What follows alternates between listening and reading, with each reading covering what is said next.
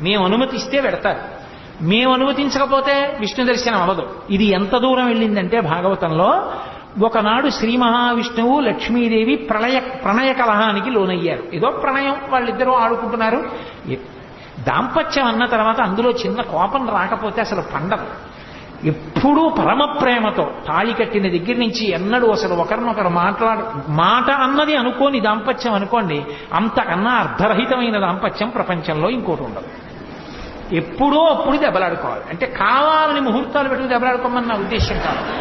ఏదో చిన్న మాట పట్టింపు, కొద్దిగా కోపం వస్తుంది, అది భయంకరంగా ఎవరో జోక్యం చేసుకునే అవసరం రాకూడదు.